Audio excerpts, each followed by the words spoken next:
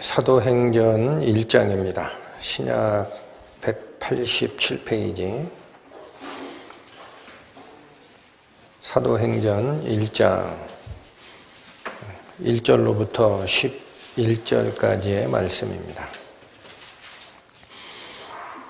데오빌로여, 내가 먼저 쓴 글에는 무릇 예수의 행하시며 가르치시기를 시작하심부터 그의 택하신 사도들에게 성령으로 명하시고 승천하신 날까지의 일을 기록하였노라.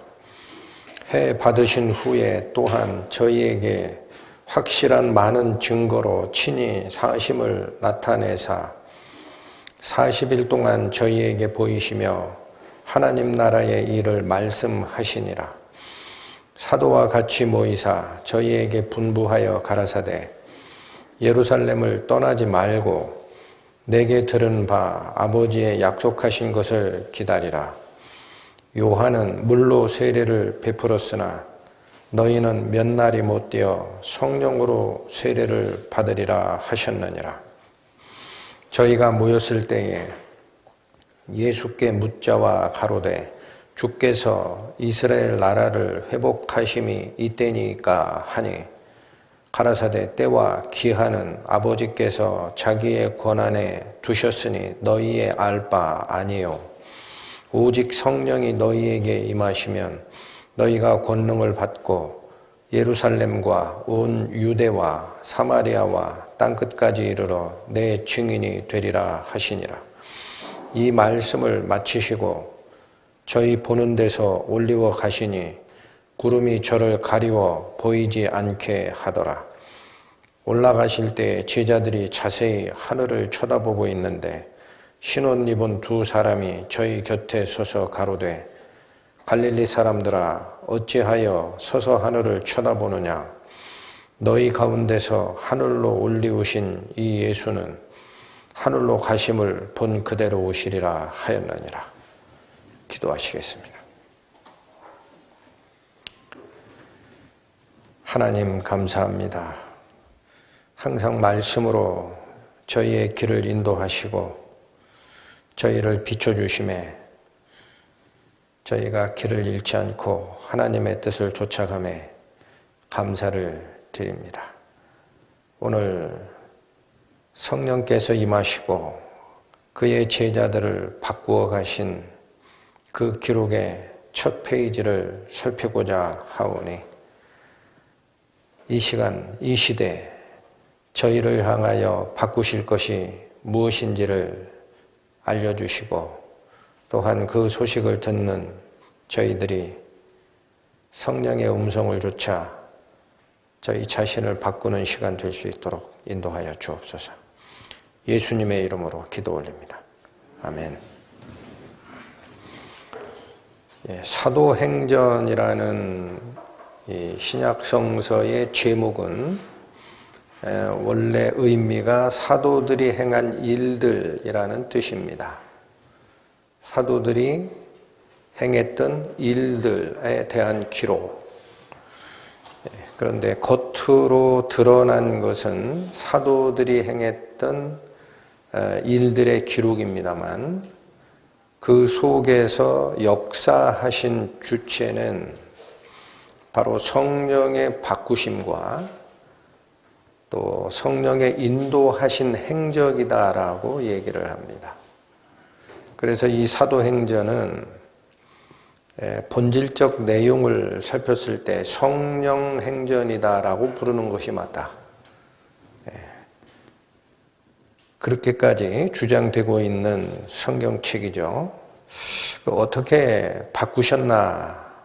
라는 것을 개략적으로 살펴봤더니 겁쟁이 베드로를 담대한 능력자로 바꾸셨다라고 성경이 얘기를 합니다. 예수님께서 잡히시고 제사장들에게 신문을 받으실 때에 너도 갈릴리 사람 아니냐라는 물음에 3번이나 부인했던 겁쟁이 베드로였습니다. 그러나 그가 성령의 부으심을 받고 나서는 담대히 하나님의 복음을 전했고 그로 인하여 3,000명 또 한 번은 5,000명씩 구원을 받는 역사가 일어나니까 바로 예수님을 신문했던 그 제사장들이 불렀습니다. 베드로를 불러 협박하기를 예수의 이름으로 말하지도 말고 가르치지도 말라. 이제 담대해진 베드로의 입에서 나가는 답변은 나는 갈릴리 사람이 아니요 라는 그런 비겁한 말이 없어집니다. 그의 입에서는 하나님 앞에서 너희 말 듣는 것이 하나님 말씀 듣는 것보다 옳은가 판단하라. 우리는 보고 들은 바를 말하지 아니할 수 없노라. 얼마나 담대해졌습니까? 또 이들이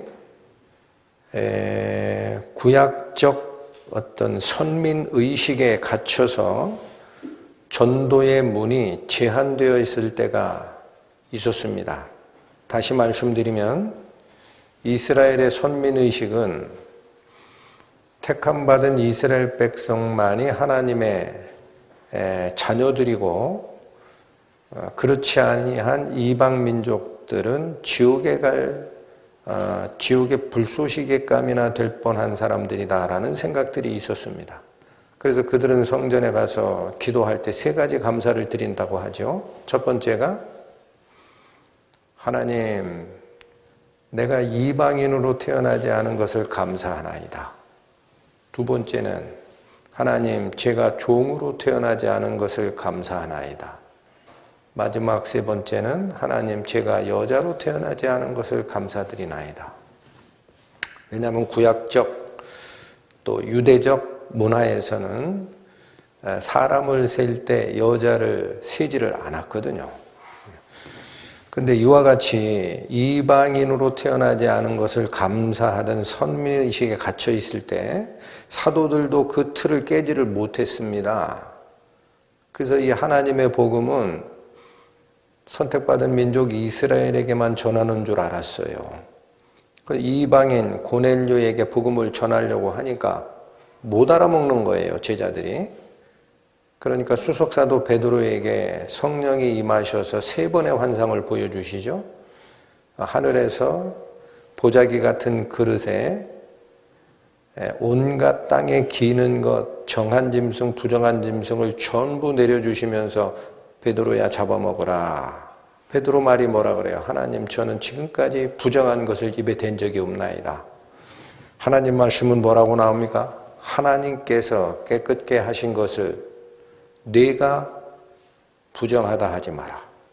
이 환상 세 번 주시고 이방인 고넬료로부터 심부름 오는 그자가 문을 두드리게 하고 의심하지 말고 쫓아가라. 생각을 누가 바꾸신 거죠? 성령께서 바꾸시는 겁니다. 그리고 한참 복음이 전해지다가도 또 이 선민의식이 깨지지가 않아요. 그래서 복음을 전하는 바울의 그 뒤를 쫓아다니면서 유대주의 크리스찬이라는 사람들이 뭐라고 주장을 했느냐? 너희가 그리스도의 복음을 들어 구원을 받았느냐? 잘하였다. 그런데 있잖아. 믿음의 조상 아브라함한테 우리 하나님이 약속하신 게 하나가 있거든? 너는 반드시 할례를 받으라 그래서 그렇지 아니하면 이 민족 중에서 끊쳐지리라라는 것이 하나님의 약속이니까 예수님의 복음을 들은 후에도 반드시 할례 받아야 구원을 받아 라는 말이 또 돌고 돌아다녔어요. 그러니까 이거는 또 문제가 커졌습니다. 그래서 결국은 바나바와 바울이 대표로 예루살렘에 있는 12 사도들 앞에 가가지고 이걸 논의하는 예루살렘 총회가 열렸습니다. 그때에도 여러 사람들이 구약의 규례를 들어서 할례는 받아야지 라고 주장하던 상태였는데 베드로와 주의 형제 야고보가 성령의 인도하심을 증거하면서 정리해버렸죠. 우리도 매기 힘든 이 율법적 규례는 하나님의 은혜에는 맞지 않으니 네 가지 빼고는 전부 자율적으로 맡겨두라. 하고 그때 나온 말씀이 뭐라고 하느냐? 성령과 우리는,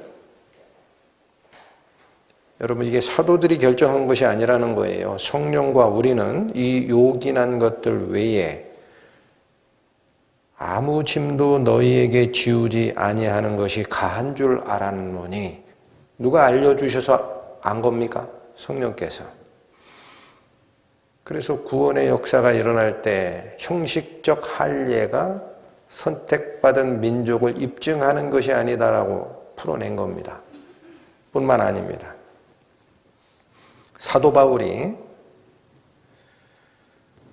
성령의 인도를 받아 복음을 전하는 과정도 마찬가지입니다. 처음에 안디옥 교회에서 가장 서열상으로 제일 꼴찌에 있던 자가 사도 바울이었습니다.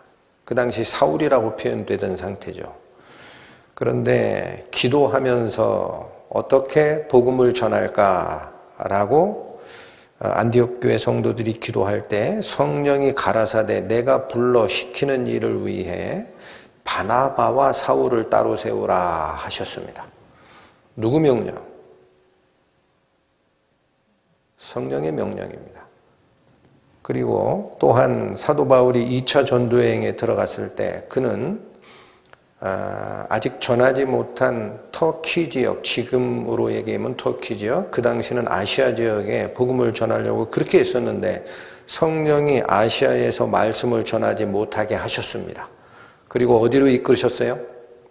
드로아 지역으로 몰고 가셔서 드로아 지역에서 바다 건너 그리스 쪽 마케도니아 사람이 꿈의 환상으로 이리 건너와 우리를 도우라라는 환상을 보여줌으로써 그들은 이 성령의 뜻이 아시아가 우선이 아니구나 해서 유럽으로 넘어가게 됩니다. 이런 모든 것들이 누가 바꾸신 겁니까? 사람의 생각의 틀을 성령이 바꿔 가시는 겁니다. 그러면 이 사도행전의 시작을 여는, 문을 여는 오늘 사도행전 1장에도 눈에는 잘 안 보이나 성령께서 바꾸시는 게 하나가 있음을 우리는 발견하게 됩니다. 1절, 2절을 가십니다. 데오빌로여, 내가 먼저 쓴 글에는 무릇 예수의 행하시며 가르치시기를 시작하심부터 그의 택하신 사도들에게 성령으로 명하시고 승천하신 날까지의 일을 기록하였노라. 1, 2절이 얘기하는 게 무슨 말입니까? 여러분 사도행전 누가 썼죠?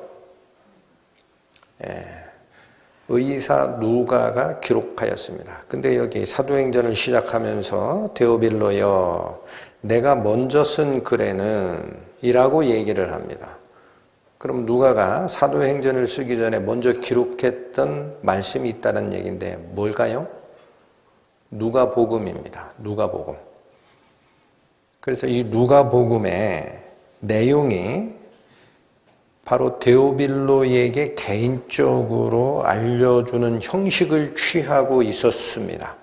그리고 그 누가복음의 내용은 예수님이 행하시며 가르치기 시작하심부터, 즉 그의 공생애가 시작되는 상태부터 해받으시고 십자가에 돌아가시고 승천할 때까지의 일을 기록한 것이 누가복음이라는 건데, 누가복음을 가보십니다. 86페이지.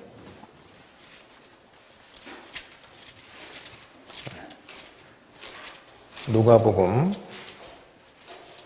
1장 1절과 2절, 3절을 보겠습니다. 우리 중에 이루어진 사실에 대하여, 여러분 잠깐만요. 여기 누가가 증언하는 것은, 이 책에 쓰여진 것은 지어낸 게 없다라는 거예요. 사실을 얘기하겠다.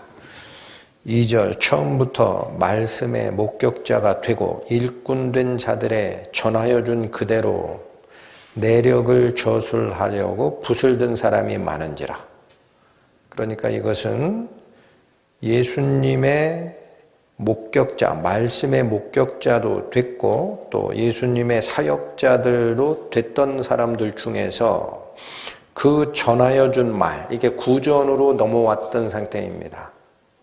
구전으로 넘어온 예수님의 행적을 이제는 붓을 들어 기록하자라는 사람들이 그때 많이 있었던 거예요. 더 이상은 이거를 구전으로만 놔두기에는 복음의 역사가 완전하지 않다. 여러분 누가복음이 기록되는 게 60년대 초반입니다. 그냥 대략 잡아서 예수님 돌아가시고 30년이 지난 후에 더 이상은 말로 전달하는 과정이 적합치가 않구나. 이걸 기록으로 남기자 한 일들이 있었던 건데 3절 그 모든 일을 근원부터 자세히 미루어 살핀 나가 누굽니까? 누가입니다. 데오빌로 가카이에게 차례로 써 보내는 것이 좋은 줄 알았노니 이렇게 시작하는 거예요. 누가복음이. 그러니까 여기 제가 살피고자 하는 것은 3절입니다. 누가복음을 먼저 썼던 거고 오늘 살피는 사도행전에 데오빌로여 내가 먼저 쓴 글에는 무릇 예수의 행하시며 가르치기를 시작하신 부터 그가 택하신 사도들에게 성령으로 명하시고 승천하신 날까지 이를 기록했다라는 그게 바로 누가복음의 얘기인데 먼저 썼던 누가복음에는 데오빌로를 뭐라고 부르고 있나요? 누가복음 1장 3절 데오빌로 가카여라고 합니다. 그래서 지금 성경역 학자들이 연구를 해도 이 데오빌로가 누군지를 발견해낼 수는 없다고 합니다. 그런데 중요한 것은 호칭입니다. 가카라고 부르고 있습니다. 여러분 신약성서에서 가카라고 부르는 이 호칭은 로마 총독에게 쓰인 거예요. 사도 바울이 예루살렘에 올라갔다가 갇혀서 두 총독의 치리 기간 동안 감옥에 있었습니다. 누구와 누구입니까? 벨릭스와 베수도입니다. 근데 그때마다 벨릭스 가카여라고 말을 합니다. 베수도 가카여라고 합니다.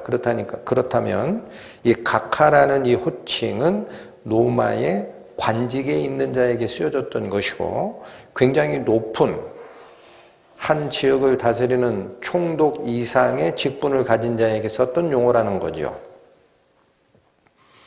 데오빌로가 무슨 뜻인가? 봤더니 데오라는 것은 하나님, 신이라는 뜻입니다.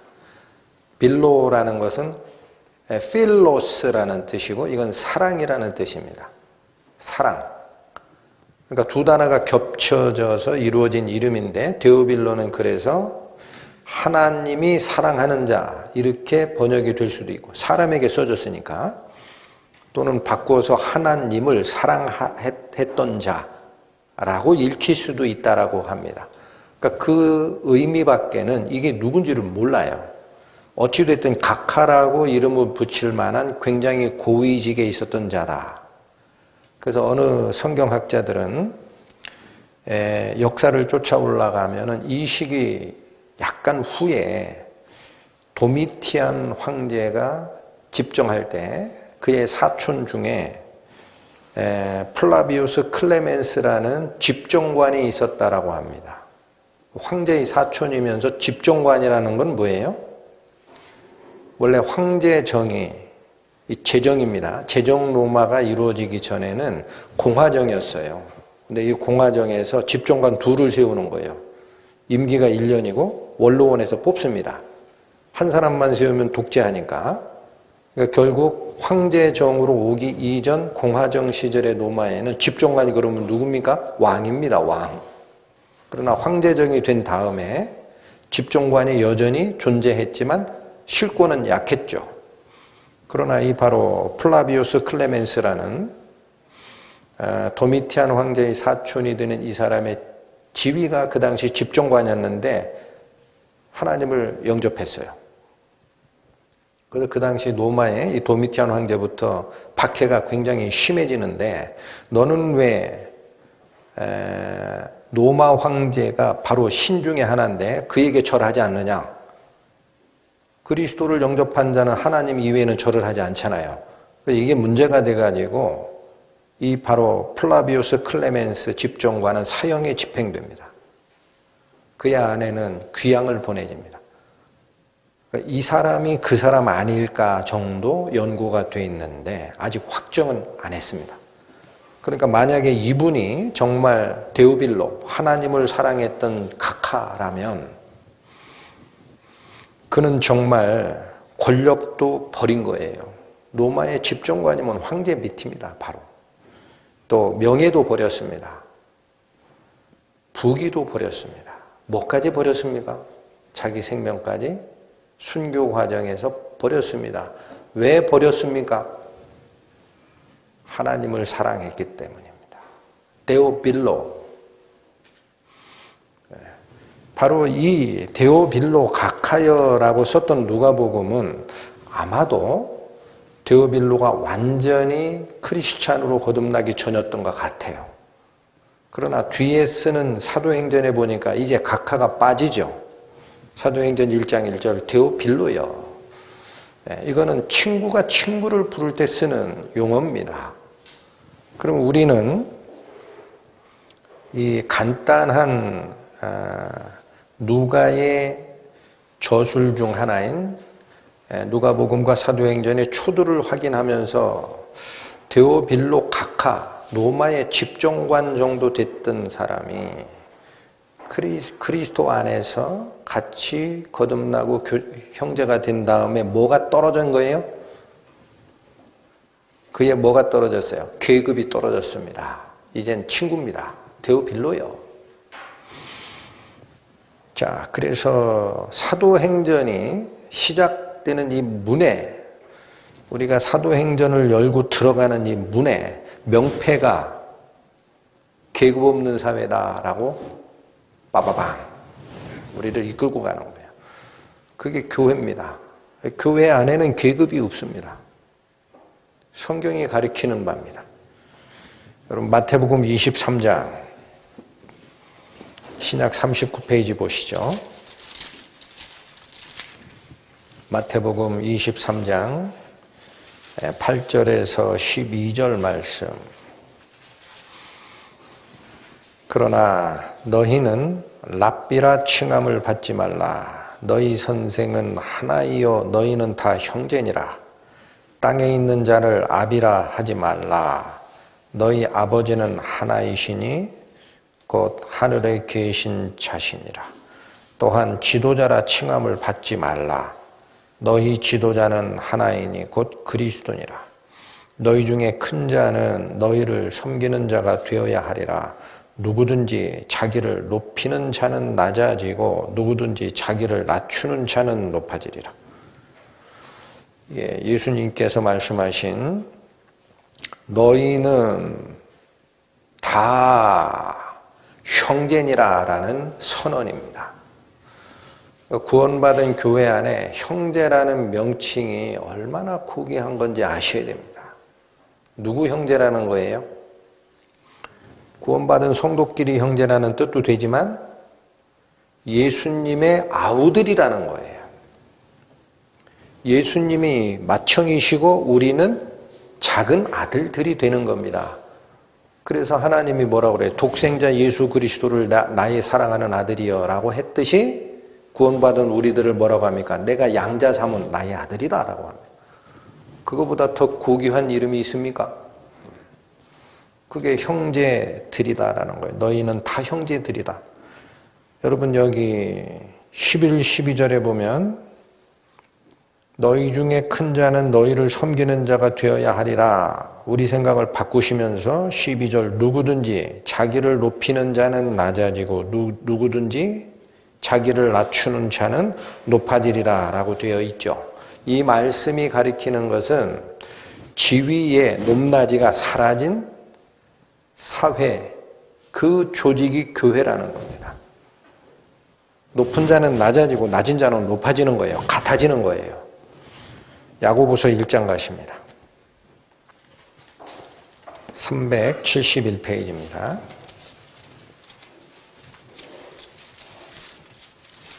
야고보서 1장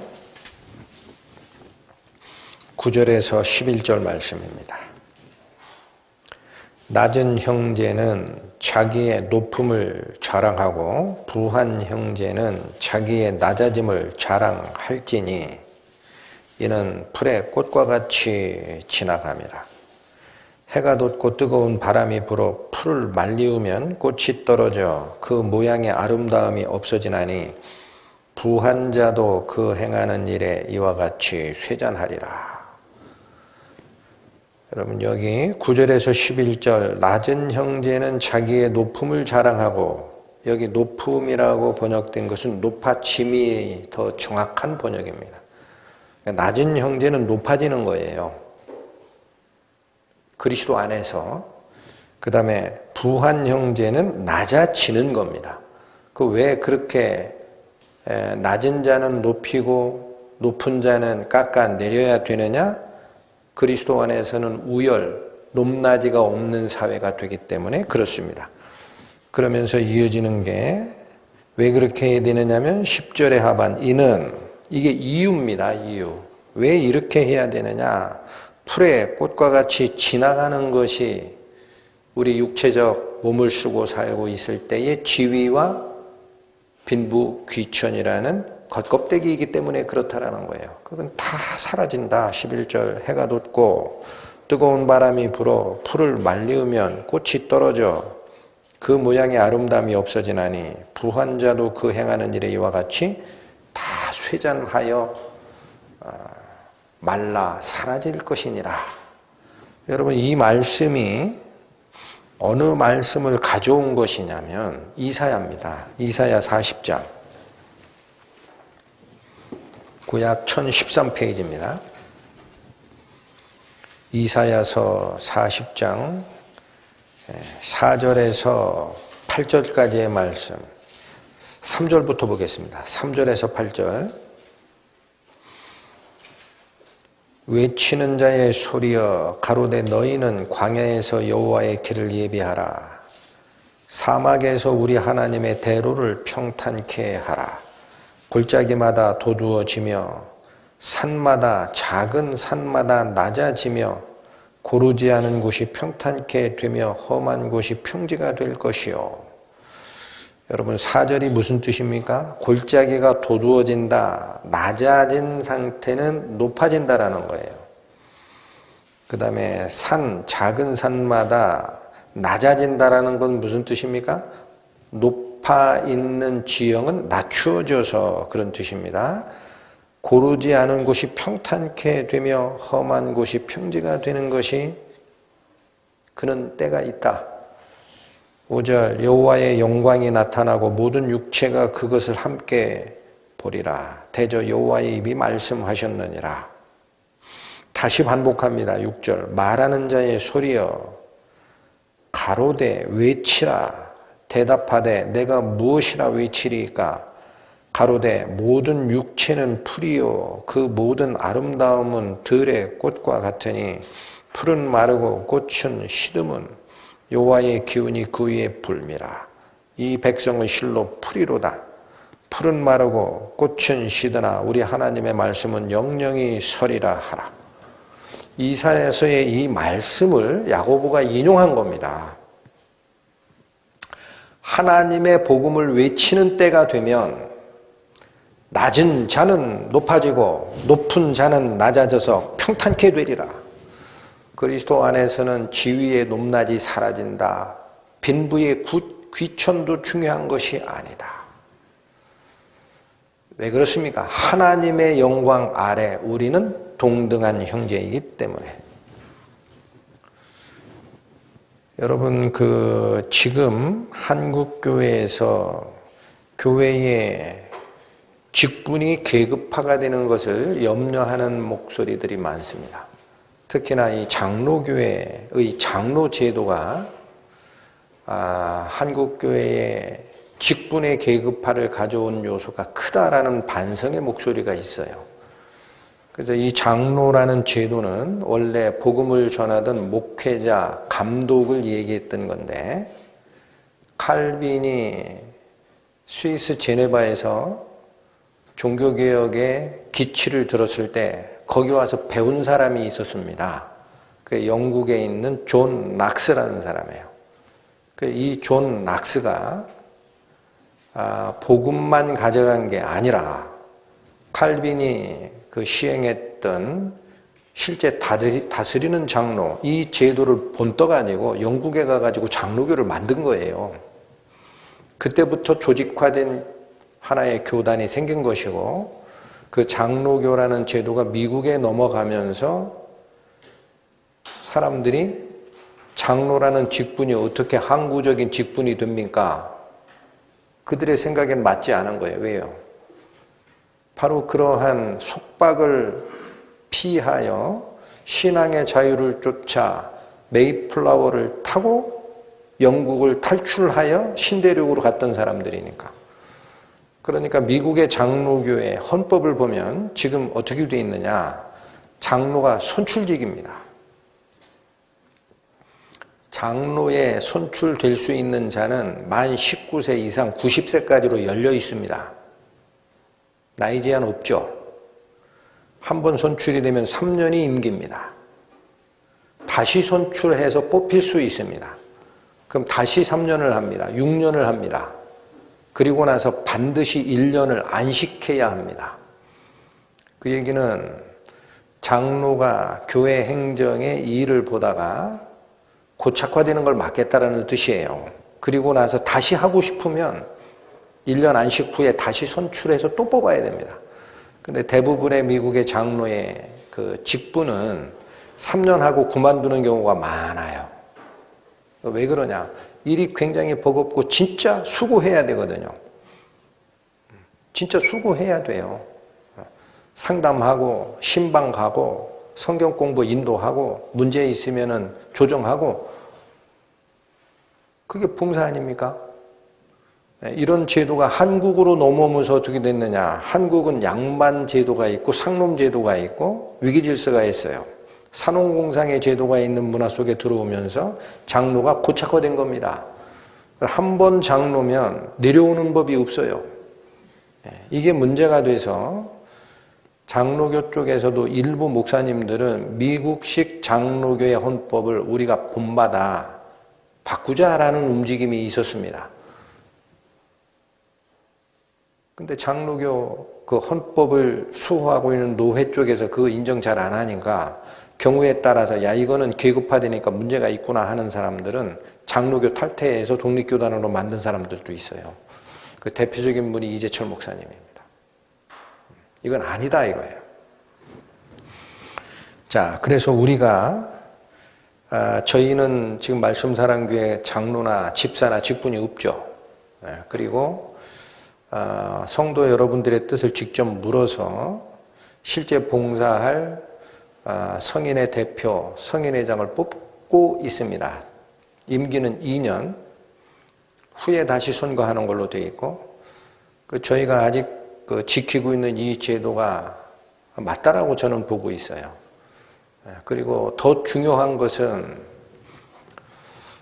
저도 그랬으면 좋겠는데 미국식 장로교회에서는요, 그 행정장로만 임기 3년에 연임이라고 돼 있고 연임 후에 다시 1년 안식 후에 다시 뽑아라 라고 돼 있는 것뿐만 아니라 목회자마저도 재신임을 묻고 있습니다.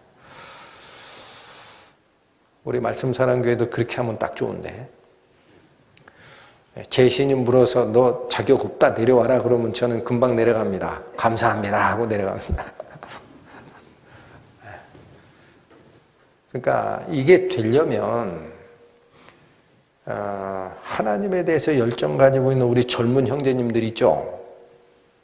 하나님께 인생 바치시고 기도하시고 자원하시고 말씀으로 이끌어 달라고 헌신을 하세요. 나와야 됩니다. 왜 저만 말씀을 전해야 됩니까? 그게 없으니까 하나님이 걱정하시는 거예요. 내가 누구를 보내며 누가 나를 위하여 갈까? 그 음성을 듣는 분이 우리 말씀사랑교회 중에 일어나시기를 바랍니다. 자, 오늘 살피고자 하는 사도행전의 입문장인데, 바로 저는 또 하나 숨겨 있지만 우리가 배워야 하는 요소가 뭐냐면 바로 누가복음과 사도행전을 기록했던 누가라는 인물입니다. 누가. 이 누가가 바울의 서신서에 보면은 사랑받는 의사라고 나오죠. 그래서 그거 하나밖에는 신분이 안 나와요. 이분이 의사였구나. 그리고 누가의 행적에 대해서는 성경을 뒤져봐도 뭔가 이 꼬투리를 잡을 만한 단서를 찾기가 너무 힘들어요. 숨겨져 있어요. 근데 이제 사도행전을 읽다 보면 이 기록자인 누가가 포함된 대명사 우리라는 단어가 나오기 시작하는 장소가 있습니다. 우리.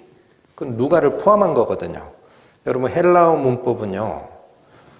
더하기 빼기 곱하기 나누기 같은 수학 공식처럼 정확하게 맞아떨어집니다. 그래서 우리라는 말을 쓰는 것은 사도행전을 기록하고 있는 누가가 포함된 대명사일 수밖에 없어요. 근데 그게 나오는 곳이 어디 있느냐?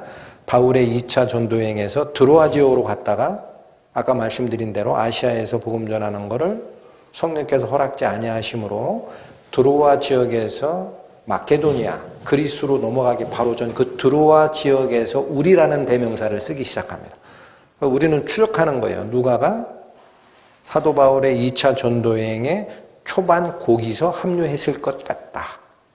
그럼 드로아가 어디예요? 성경 지명 한번 들으면 자꾸 잊어먹으시니까 참고해서 이게 트로이입니다. 트로이.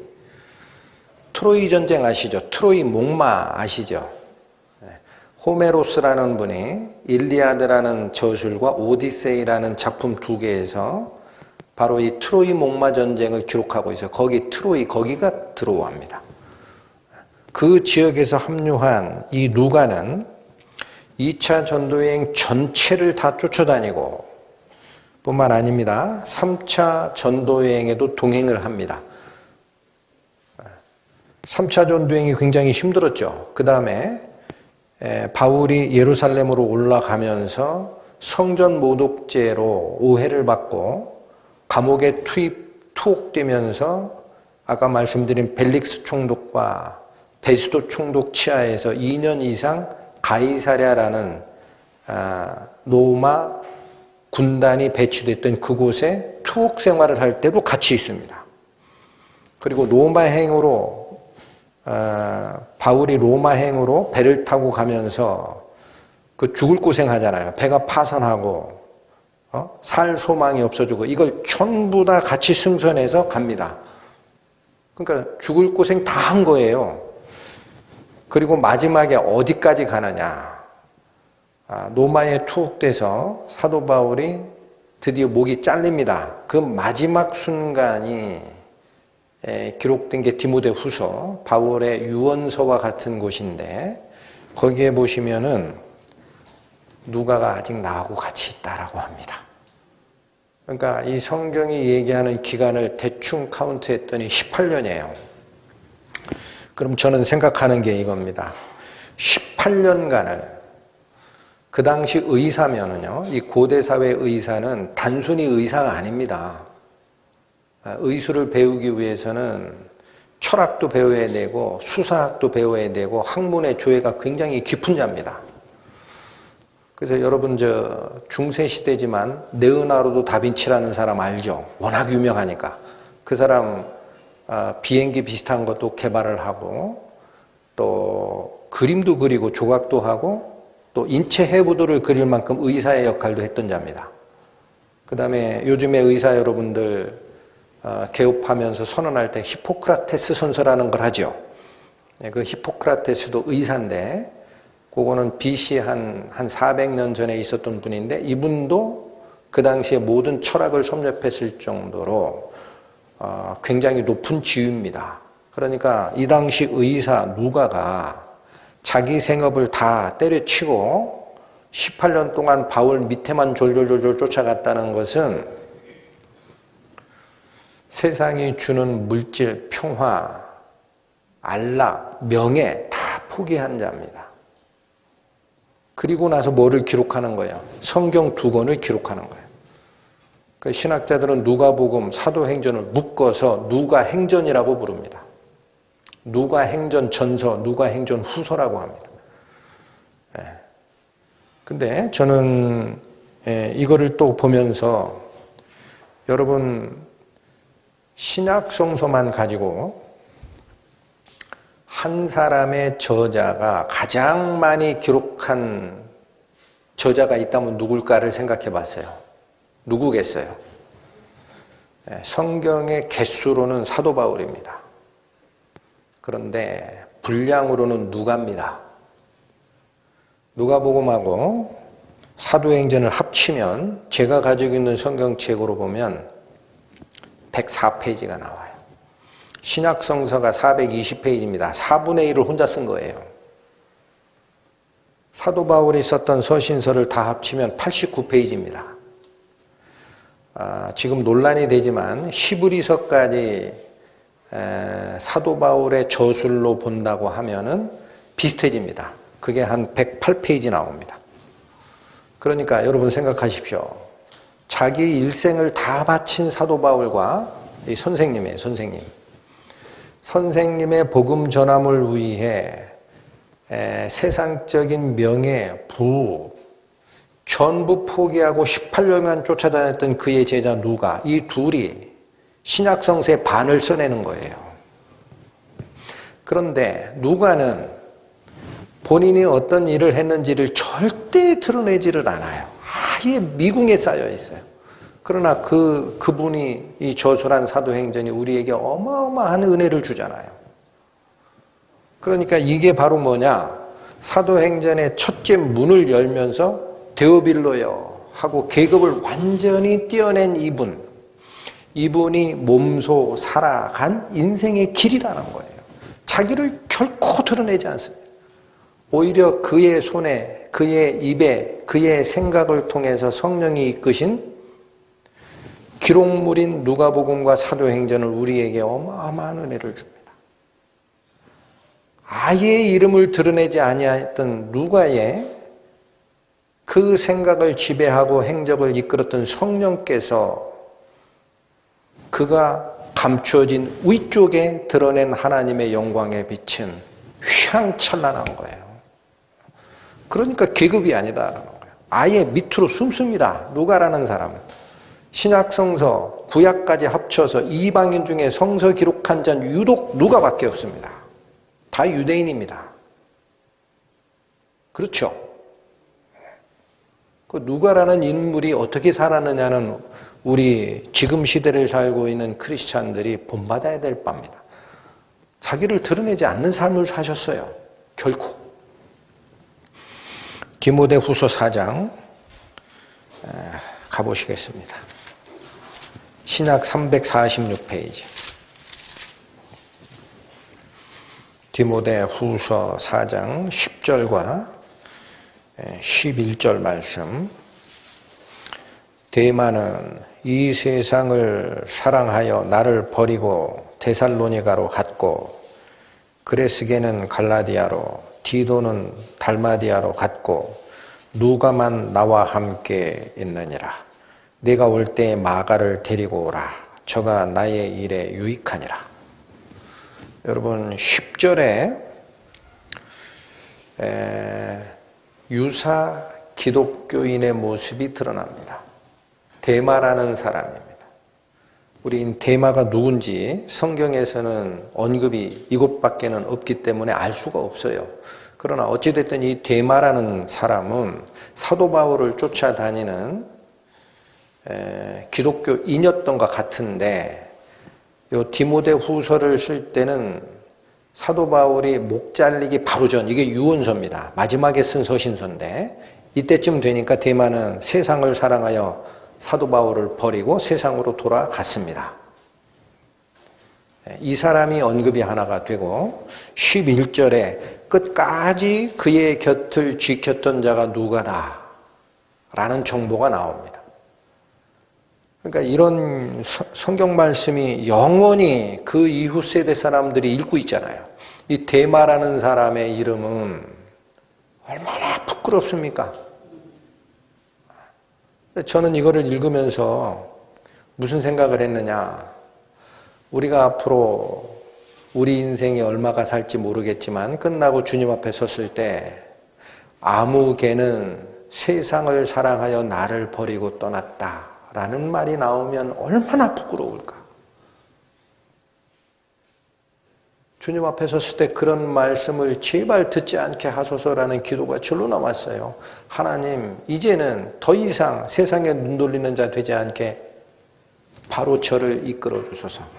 끝날까지 사도 바울이 칼에 목비임을 당하는 그 순간까지, 혹은 누가가 자기를 드러내지 않고 성령의 빛을 드러내기 위해 숨어 있듯이 인생 끝까지 그렇게 가도록 저를 인도하소서라는 기도가 아주 큽니다. 대만은 왜 갔을까요? 두 개를 사랑했기 때문에 그렇습니다.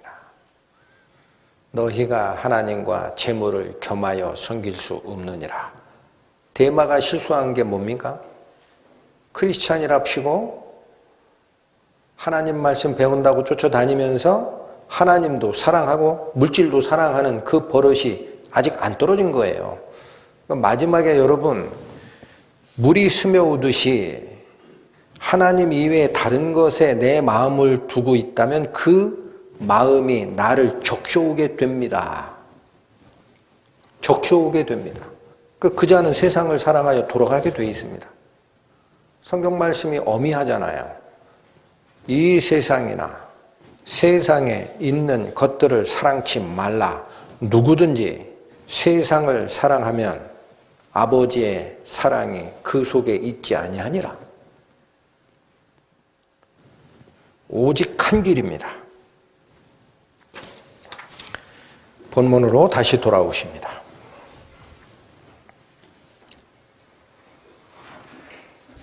지금 사도행전을 여는 이 1장의 전반부, 또 하나 말씀을 상고하면서 제가 생각한 것은 주님이 제자들을 이끌고자 했던 그 생각의 방향과 제자들이 주님을 따르면서 가지고 있던 이 생각의 방향이 여전히 다른 쪽을 향하고 있구나. 이걸 또 확인하게 됩니다. 아직 성령을 받기 전입니다. 오순절 전 사건이에요, 아직은. 3절 보십니다. 해 받으신 후에 또한 저희에게 확실한 많은 증거로 친히 사심을 나타내사 40일 동안 저희에게 보이시며 하나님 나라의 일을 말씀하시니라. 3절이 우리에게 주는 정보가 있습니다. 예수님께서 십자가에 돌아가시고 사신 후에 직접 나타나셔서 부활을 입증했다라는 겁니다. 친히 사심을 나타내사가 그 뜻입니다. 근데 얼마 동안 부활체로 당신을 증거하셨습니까? 40일입니다. 적지 않은 시간입니다. 물론 항상 계시진 않았습니다. 나타났다 사라지시고 나타났다 사라지시고 하셨지만 40일 동안 제자들에게 당신의 부활의 모습을 보여주시면서 하신 일이 하나가 있습니다. 뭐 하셨다고 되어 있습니까? 하나님 나라의 일을 말씀하셨습니다. 부활하신 예수님이 여전히 하시고자 하는, 제자들을 이끌고자 하는 방향은 하나님 나라의 일이 뭔지 아니? 이거였습니다. 근데 제자들은 하나님 나라의 일에 관심이 없어요. 6절 보십니다. 저희가 모였을 때에 예수께 묻자와 가로되 주께서 이스라엘 나라를 회복하심이 이때니까 하니. 여러분, 여기 예수께 묻자와 가로되라는 이 동사, 묻다라는 이 동사가 원문에 가보면은 미완료형 시제를 택하고 있습니다. 이게 무슨 뜻이냐면요, 계속 물었다라는 거예요. 한두 번 물은 게 아니고. 한 번 일어난 사건은 부정과거라는 시제를 씁니다, 헬라어에. 그러나 이 문장의 시제를 쫓아가 보면 미완료 과거 시제를 씁니다. 이 얘기는 계속 물었다라는 거예요. 여러 번 물은 거예요. 부활하신 예수님한테 또 뭐를 묻고 있어요? 주께서 이스라엘 나라를 회복하심이 지금입니까? 여러분, 제자들은 하나님 나라의 일에 관심 없어요. 뭐에 관심이 있어요? 이스라엘 나라를 회복하는 것에 관심이 있어요. 그 무슨 소리예요? 지금 이 땅에, 이스라엘 이 땅에 하나님의 통치 권한이 회복돼서 로마의 압제로부터 우리를 구원해 내시고 임금 자리에 올라가셔서 다스려 주십시오라는 거예요. 그러면 예수님을 쫓고 있는 우리도 예수님께서 말씀하신 대로 나를 쫓는 너희도 나의 자리에 앉아서 이스라엘 12지파를 다스리게 된다라는 그거 우리가 좀 하고 싶어. 이 생각이 언제부터 안 바뀐 거죠? 예수님이 돌아가시기 전에도 뭐를 선언하셨죠? 얘들아, 내가 죽고 3일 만에 부활한다? 이 얘기하셨어요. 근데 그 예수님의 죽음과 부활 선언이 있을 때마다 복음서를 쫓아가면 제자들은 자리다툼을 합니다. 누가 크냐 작으냐. 마지막 순간에는 어떻게 갔어요? 만찬, 최후의 만찬 바로 그 자리, 그날에 베드로 빼고 주요 3제자 중 형제인 야고보와 요한의 어미가 아들 둘을 데리고 청탁하러 갑니다. 예수님께. 예수님, 주의 나라가 임하신다고 하는데 잘은 몰라요. 예수님의 죽음과 부활이 뭔지는 몰라. 근데 어찌됐든 뭔가 바뀌는구나 이거야. 아, 이분이 영생불사의 몸으로 바뀌나? 그러면 드디어 왕으로 오는데 내가 생각하는 왕권이 여기에 회복이 되는데 그러면 지금이지. 지금이야. 이 사투리로 얘기하면 짜웅 들어갑니다. 짜웅. 짜웅 들어가는 거예요. 어미가 딱 와가지고 뭐라고 해요? 주님, 주님의 나라가 임할 때 우리 아들 하나는 주의 우편에, 우리 아들 하나는 주의 좌편에 앉혀주시면 안 됩니까? 내가 소원입니다. 이 청탁 들어가는 거예요. 그 모습이 왜 그렇게 가요? 예수 그리스도가 부활체로 오신다 하더라도 제자들의 생각은 이 땅의 이스라엘 나라를 회복하는 것에만 관심이 있었기 때문에. 그러면 정말 내가 그 옆에서 어느 자리에 앉아가지고 통치하는 자가 굉장히 중요하거든요. 그때마다 예수님이 아니야 그랬잖아요. 아니야. 어린아이를 가운데 세우시고 말씀하시기를 너희들 다 이 어린아이와 같이 자기를 낮추지 아니하면 천국에 들어가지도 못한다. 천국은 반대란다. 낮은 자가 섬김을 받고 높은 자는 끌어내리는 곳이 그곳이 천국이야. 알려주셨는데 못 알아먹었죠. 지금은 어느 때입니까? 돌아가시고 부활하셔서 예수님하고 부활체로 만나는 기간 40일 중에 이 질문을 하는 거예요.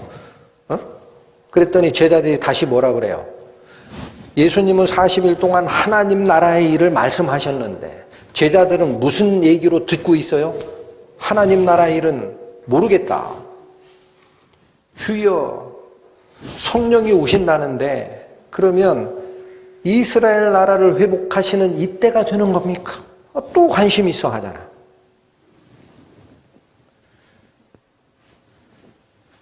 저는 이 3년 반을 쫓아다니고 예수님의 죽음과 부활을 다 경험한 이 주님의 제자들이 왜 이걸 아직 모를까? 이게 참 궁금했습니다. 오늘 말씀을 준비하면서. 그런데 성경 말씀에 그런 말씀이 있죠. 저희가 지금도 구약을 읽을 때 얼굴에 수건이 벗겨지지 아니하였다라고 합니다. 이제라도 그리스도 안으로 가면 그 수건이 벗겨지리라라는 말씀이 있죠. 구약이 가리워진 거라 그래요. 뭐가 가리워져 있느냐? 예수님께서 오시는 그 사건이 구약에는 한 번처럼 보입니다. 구분이 잘 안 돼요. 한 번으로 보여요. 그러니까 분명히 예수님이 오셔서 이제는 성령이 임하시면 너희가 이런 일을 할 거야 라는 말을 할 때 아, 지금이 왕권을 가지고 오는 때구나. 그렇게 이해를 하니까 나는 그 왕권 행사하는 주의 왕국에서 한 자리 해 먹어야지라는 데 관심이 있는 거죠. 한번 보시겠습니다. 이사야서 61장 1041페이지입니다.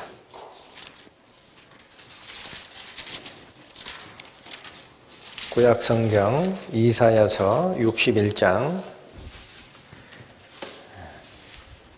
1절과 2절 말씀입니다. 주 여호와의 신이 내게 임하셨으니 이는 여호와께서 내게 기름을 부으사 가난한 자에게 아름다운 소식을 전하게 하려 하심이라. 나를 보내사 마음이 상한 자를 고치며 포로된 자에게 자유를, 갇힌 자에게 노임을 전파하며 여호와의 은혜의 해와 우리 하나님의 신원의 날을 전파하여 모든 슬픈 자를 위로하되 무릇 시온에서 슬퍼하는 자에게 화관을 주어 그 죄를 대신하며 실하게 기름으로 그 슬픔을 대신하며 이렇게 나옵니다. 여러분 이게 누구에 대한 예언입니까? 그리스도에 대한 예언입니다. 그리스도에 대한 예언. 그런데 성령의 충만함을 나면서부터 돌아가실 때까지 잃지 않으셨던 그리스도가 오셔서 기름을 부으사라는 게 메시아라는 거예요.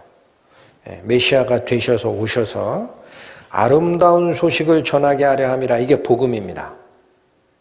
복음을 전하게 되는 그 일이 있으면 2절 여호와의 은혜의 해와 우리 하나님의 신원의 날을 전파하는 일이 있을 거다. 메시아가 하실 일입니다. 근데 여기 지금 한 문장으로 돼 있어서 여호와의 은혜의 해와 우리 하나님의 신원의 날이 같은 시기로 읽히는 거예요. 구약을 읽을 때. 그렇죠. 메시아가 오셔서 복음 전하면 이어지는 2절이 여호와의 은혜의 해와 우리 하나님의 신원의 날을 선포한다. 이게 같은 날인 줄 읽고 있는 겁니다. 그런데 여러분, 메시아가 지상에 한 번 오시나요? 두 번 오시나요? 예수님이 오셔서 실제 일을 행하신 뒤라야 우리가 깨닫는 거예요. 근데 예수님이 2000년 전에 제자들이 같이 생활할 때는 지금 예수님이 오셨단 말이에요. 메시아가. 그럼 언제 또 오는 거야? 지금 왔으면 끝났지. 이렇게 생각하는 거야. 그러니까 지금 은혜의 해와 신원의 날, 지금 복음이 선포되고 지금 왕권이 행사되는 날, 이렇게 이해를 하지 그걸 나누지를 못해요. 그게 구약을 읽을 때 아직 수건이 얼굴을 가리워져서 은혜와 심판의 때가 구분이 안 된 겁니다. 그럼 신약 성경에 오면은 이게 나눠지느냐? 나눠집니다. 베드로전서 가십니다. 베드로전서 1장 377페이지 펴보시죠. 베드로전서 1장 10절, 11절 보십니다. 이 구원에 대하여는 너희에게 임할 은혜를 예언하던 선지자들이 연구하고 부지런히 살펴서 11절 자기 속에 계신 그리스도의 영이 그 받으실 고난과 후에 얻으실 영광을 미리 증거하게 하여 어느 시 어느 때를 지시하시는지 상고하니라. 여러분 11절 잘 보십시오. 성경을 연구하는 자들은 그 자들의 속에 하나님의 영이 있기 때문에 성경을 연구해내는 거예요. 그러니까 11절이 자기 속에 계신 그리스도의 영이라는 것은 알려주는 성령의 인도를 받아라는 뜻에 해당이 됩니다. 그리고 그 받으실 고난, 바로 그리스도의 영께서 다시 얘기하면은 성령 하나님과 성자 하나님이 같은 분이잖아요. 그러니까 그리스도께서 그런 뜻으로 받으셔야 돼요. 그 받으실 고난과 후에 얻으실 영광이 있다라는 거예요. 같은 때예요? 다른 때예요?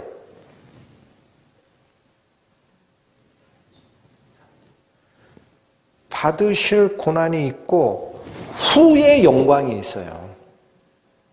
아시겠죠? 그래서 그리스도는 두 번 오시는 거예요. 첫 번째 오실 때는 받으실 고난을 짊어지시러 오십니다. 우리 죄 문제 먼저 해결하시려고. 그리고 이 죄사함에 대한 복음이 전파돼서 많은 자들이 죄에서 떠나 하나님의 생명으로 거듭나는 역사가 일어나면 저 끝에 영광을 가지고 심판하러 오십니다. 그래서 예수님이 복음을 전하기 시작했는 이 시점부터 예수님께서 다시 오시는, 즉 은혜의 때가 끝나는 그 시점까지를 말세라고 하는 거예요.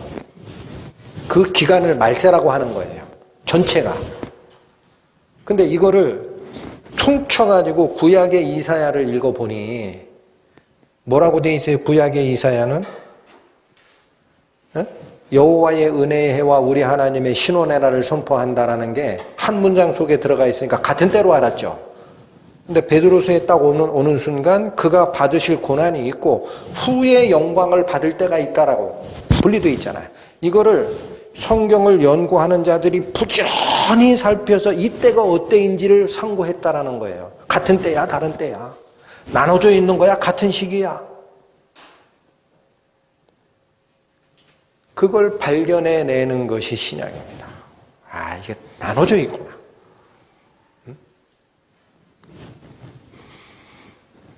여러분, 계시록 가십니다. 계시록 6장. 요한계시록 6장, 신약 405페이지입니다. 10절과 11절.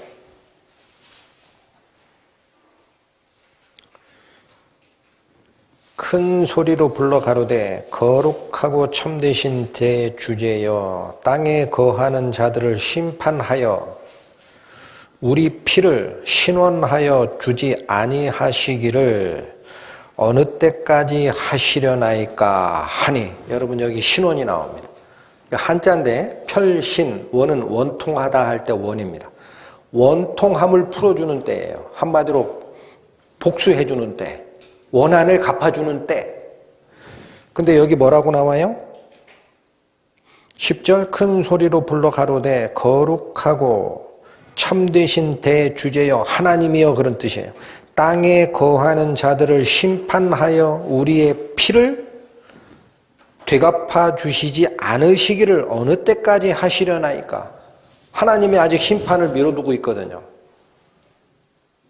예수님을 영접하고 신앙을 지키는 자를 목 베이고 화형시키고 기름감에 집어넣고 칼로 목을 잘라 죽이고 배를 가르고 해도 하나님의 심판은 없거든요. 언제까지 우리 피를 신원해 주지 않고 기다리시겠습니까? 이렇게 성도들이 탄원하는 모습이에요. 언제까지 심판을 미루실 겁니까? 대주제시여. 11절 각각 저희에게 흰 두루마기를 주시며 가라사대. 이건 의의 옷을 입히신 겁니다. 잠시 동안 쉬되 저희 동무 종들과 형제들도 자기처럼 죽임을 받아 그 수가 차기까지 하라 하시더라. 하나님이 예정한 때가 있습니다. 복음을 전하기 위해서 순교하는 사람들의 수가 있습니다. 가장 영화로운 자입니다.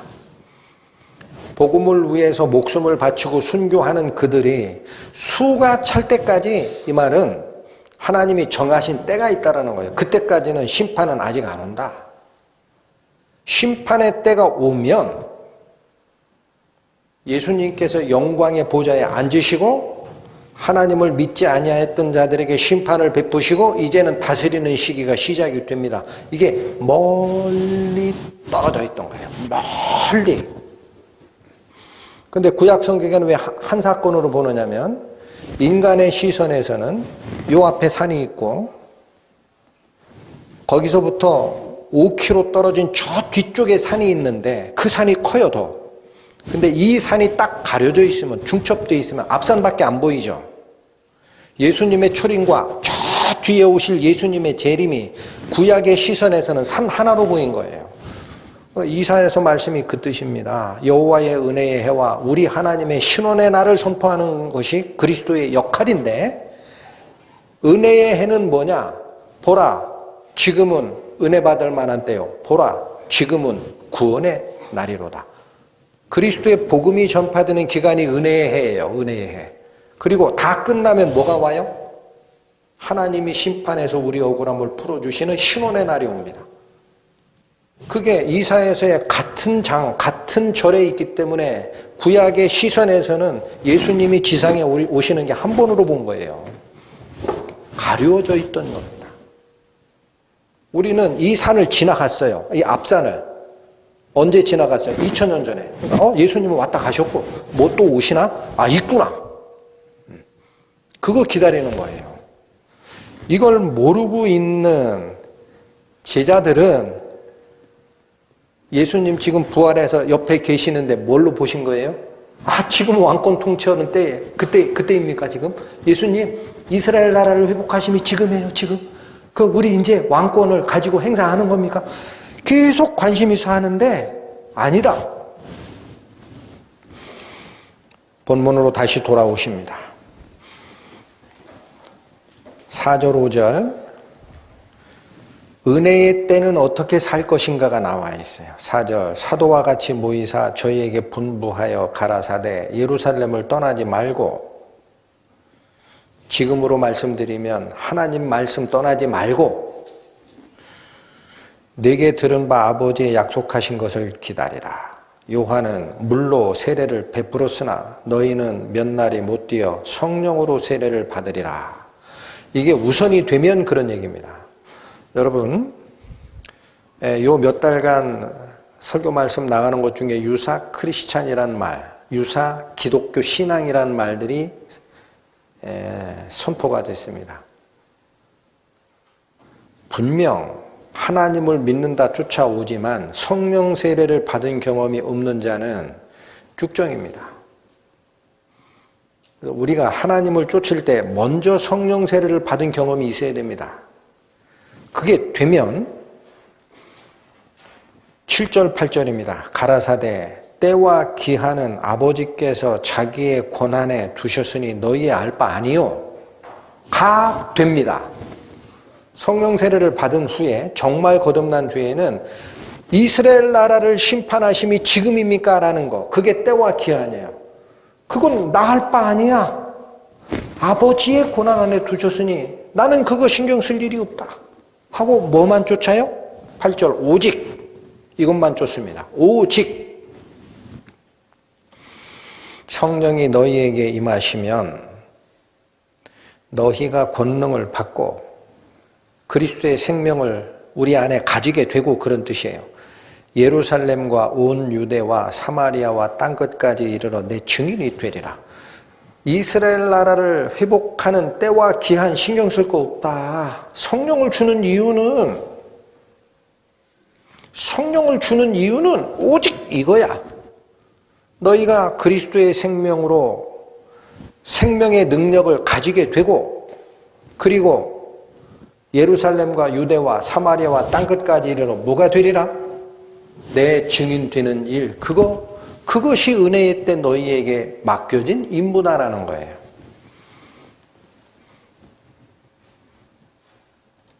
여러분, 땅끝까지 이르러 나의 증인이 되리라.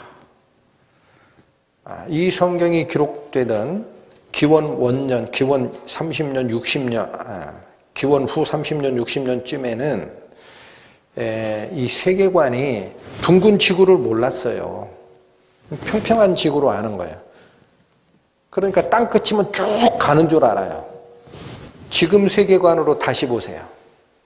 내가 여기 서 있습니다. 예수님의 증인으로 출발합니다. 어디까지 가야 땅끝입니까? 직선으로 돕니다. 계속. 어디로 갈까요?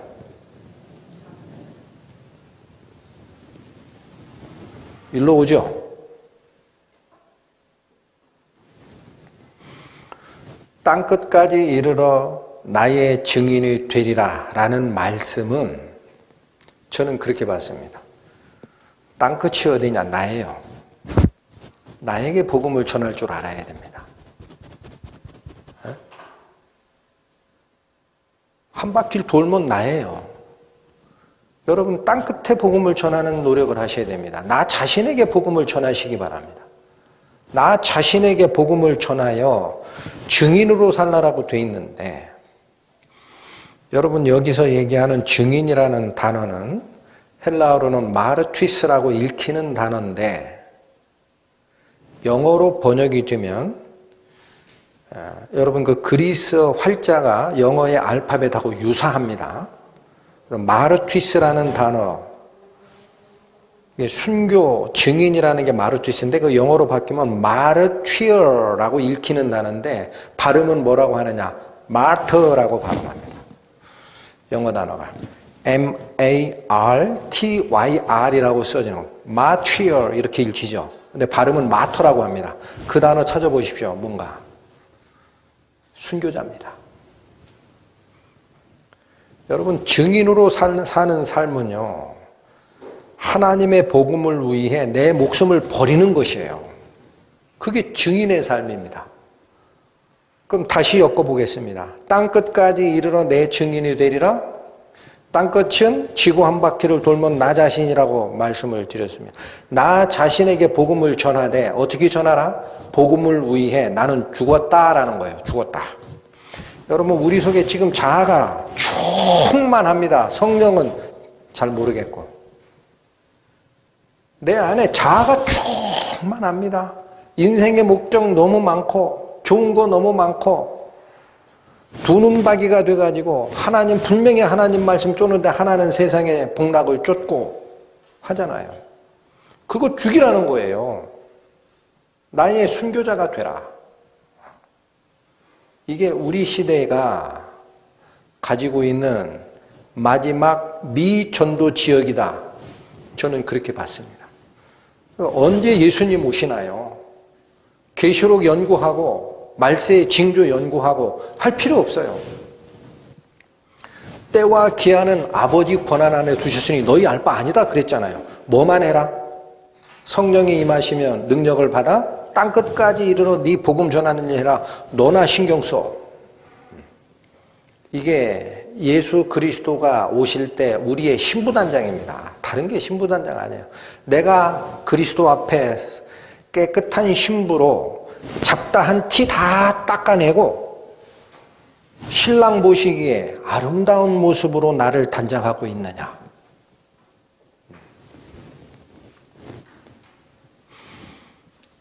여러분 은혜의 때는 우리가 잘못 이해하는 게 은혜라는 단어가 너무 좋아요. 그러니까 은혜의 때, 복음의 때 이러면 은혜 누리고 상급 향유하는 것으로 이해를 합니다. 그건 이 당시 예수님의 제자들이 빠졌던 오류에 다시 들어가는 거예요. 주여 이스라엘 나라를 회복하는 때입니까? 라는 질문을 다시 던지는 거예요. 은혜의 때는 은혜를 누리고 상급을 향유하는 때가 아닙니다. 그리스도의 증인으로 그리스도의 은혜를 전하기 위해 나의 생명까지 다 쏟아내는 삶. 그게 은혜의 때입니다. 복음 전하고 싶어도 못 전하는 때가 옵니다. 내가 땅에 기갈을 보내리니 물이 없어 기갈함이 아니라 말씀을 듣지 못한 기갈이리라. 그 시대가 오고 있습니다. 다르게 말씀을 드릴까요? 씨를 뿌리는 때입니다. 지금은. 하나님의 말씀을 가지고 복음의 씨를 뿌리는 때입니다. 근데 복음의 씨를 뿌리다가 배가 고파요. 이 벽씨 이거 까가지고 밥 해 먹으면 됩니까? 벽씨 뿌리다가 배고프다고 벽씨 까서 밥 해 먹으면 돼요? 순서가 잘못되죠. 씨는 앞으로 거둬들일 열매를 위해 지금 자기가 죽어야 되는 게 씨예요. 그게 증인의 삶입니다. 지금 바닥바닥 살겠다고 하면은 언제 그 씨가 열매를 맺게 되나요? 여러분 요한복음 12장 가보십니다. 우리 시대를 잘 분별을 하시고 구분하실 줄 알아야 지혜가 맺게 됩니다. 요한복음 12장 신약성경 168페이지 여러분들 너무나 잘 아는 말씀이지만 다시 봅니다. 24절에서 26절. 내가 진실로 진실로 너희에게 이르노니 한 알의 밀이 땅에 떨어져 죽지 아니하면 한 알 그대로 있고 죽으면 많은 열매를 맺느니라. 이 본을 보이신 분이 누구십니까? 예수 그리스도십니다. 부활의 첫 열매가 되셨다라고 합니다. 한 사람 아담의 범죄로 모든 자가 죽은 것 같이 두 번째 아담의 순종하심으로 모든 자가 삶을 얻으리라. 이 본을 보이신 것은 분명 그리스도십니다. 근데 말씀은 여기서 끝나지를 않습니다. 25절 보십시오. 자기 생명을 사랑하는 자는 잃어버릴 것이요 이 세상에서 자기 생명을 미워하는 자는 영생하도록 보존하리라. 이거 예수님 얘기예요? 우리 얘기예요? 예수님 얘기는 아니죠. 우리 얘기죠. 아닌 것 같아요? 못을 박아드리겠습니다. 26절. 사람이 나를 섬기려면 나를 따르라. 24절은 그리스도께서 걸어가신 길입니다. 25절은 너희도 똑같이 육체적 생명 부지하고 누리려 하다가 영생을 놓칠까 겁난다. 그 생명을 이 세상에서 미워하는 자가 되라. 그래야 뭐를 사모하게 된다? 너에게 줄 영원한 상급 영생을 사모하는 자가 될 것이라. 우리 얘기입니까? 예수님 그러하다. 26절 사람이 나를 섬기려면 나를 따르라. 내 길을 쫓아오는 자가 되라. 그것이 그리스도의 증인, 영어 단어로 순교자로서 사는 삶입니다. 이 시대는 우리에게 그걸 요구하고 있습니다. 본문으로 다시 돌아갑니다. 9절에서 11절 말씀. 이 말씀을 마치시고 저희 보는 데서 올리워 가시니 구름이 저를 가리워 보이지 않게 하더라. 올라가실 때에 제자들이 자세히 하늘을 쳐다보고 있는데 흰옷 입은 두 사람이 저희 곁에 서서 가로되 갈릴리 사람들아 어찌하여 서서 하늘을 쳐다보느냐. 너희 가운데서 하늘로 올리우신 이 예수는 하늘로 가심을 본 그대로 오시리라 하였느니라. 여러분, 제자들이 하늘로 올라가실 때 자세히 하늘을 쳐다보고 있었다라고 10절이 얘기를 합니다. 그럼 이거는 예수님 승천하실 때 반가운 마음으로 이렇게 쳐다봤다면 옆에 서 있는 흰옷 입은 자는 사람인지 천사인지는 안 나와 있어요. 근데 그들이 선언하기를 뭐라고 했어요? 11절? 갈릴리 사람들아 어찌하여 서서 하늘을 쳐다보느냐. 이건 책망입니다. 왜 책망했을까요? 승천하는 예수님 바라보고 있는 제자들을 흰옷 입은 두 사람이 나타나서 왜 책망했습니까? 이유를 알아야 되죠. 여러분 10절에 제자들이 자세히 하늘을 쳐다보고 있는데 라고 할 때 이 자세히 쳐다보다라는 단어 있죠. 이 단어를 저도 궁금해서 헬라어를 쫓아 들어갔더니 원래 뜻은 보다라는 게 아니라 손을 뻗치다라는 뜻이에요. 참 신기했어요. 스트레치, 손을 뻗치다. 거기에 강조 접두어까지 붙였습니다. 즉 있는 힘을 다하여 손을 뻗치다. 이건 뭐예요? 잡고 싶은 마음이에요. 그러니까 눈으로 예수님 승천하는 거 보면서 어때요? 주님 가시면 안 돼요. 왜 우리 버리고 가세요? 이 땅에 이스라엘 나라를 이루어 주셔야지. 예수님 떠나면 우리는 어떻게 살라고? 이 마음이 있었던 거예요. 제자들의 마음에는 예수님의 승천을 보면서 기쁨이 아니라 실망과 좌절이 그냥 배어있는 모습이에요. 그러니까 흰옷 입은 두 사람 옆에 서가지고 뭐라고 그래요? 너희가 어찌하여 실망한 눈으로 예수님을 멀뚱멀뚱 서서 보느냐? 이 서서 있다라는 건 움직이지 않는 모습입니다. 움직이지 않고 그것만 쳐다보고 있으면 어떻게 해? 이런 얘기예요. 예수님이 명령 줬잖아. 무슨 명령 줬어요? 성령이 너희에게 임하시면 너희가 권능을 받고 예루살렘과 유대와 사마리아와 땅끝까지 이르러 나의 증인이 되리라. 그거 준비해야지. 왜 실망하고 여기 서 있어? 바로 영적인 하나님 나라라는 그 개념을 이해 못했던 제자들이기에 예수님이 떠나는 게 그렇게 절망적인 사건으로 비쳤던 겁니다. 이 책망을 받고 나서 12절 국면이 바뀝니다. 사실은. 오늘 제가 11절까지 잘랐지만 제자들이 감람원이라 하는 산으로부터 예루살렘에 돌아오니 이제는 행동합니다. 실망할 때가 아니라는 거예요. 돌아와서 뭐 합니까? 아직 성령 오시기까지는 기간이 얼마가 걸릴지 몰라도 기다리고 있어야 되죠. 맨손 놓고 기다리고 있었습니까? 이들이? 14절 여자들과 예수의 모친 마리아와 예수의 아우들도 더불어 마음을 같이 하여 전심을 다하여 기도합니다. 그렇습니다. 우리가 바로 해야 할 일은 이겁니다. 성령이 우리 마음 안에서 역사하시기를 원하십니까? 기도하세요. 은혜의 때 주의 증인으로 살기를 원하시죠? 지금 향유하고 뿌려야 될 종자씨를 까서 밥해 먹으려고 생각하지 마시고 그 생명 다 바쳐서 하나님의 때가 임할 때까지 나에게 복음 전하시고 스멀스멀 일어나려고 하는 나의 자아 죽이시고 그리스도 안에서 선한 것이 무엇인지 쫓아가면 하나님이 때가 되시면 저희에게 그렇게 말씀하실 것 같아요. 잘하였다. 착하고 충성된 종아. 내가 지극히 작은 일에 충성하였으니 나의 기쁨에 동참하렴? 그 국면 전환이 오늘 살피신 사도행전의 대문을 열고 시작하는 거예요. 기도하시겠습니다.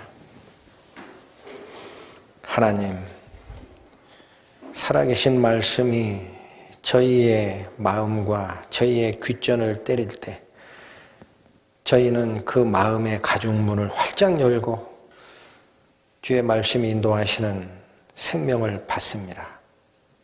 남은 시간 얼마가 저희에게 허락되어 있는지 알 수 없으나 땅끝 곧 나의 마음속에 아직도 도사리고 있는 자아에 복음을 전하는 자 되게 하여 주시고 주의 선하심에 눈을 들어 오로지 하여 쫓아가는 저희 될 수 있도록 인도하여 주옵소서. 예수님의 이름으로 기도 올립니다. 아멘.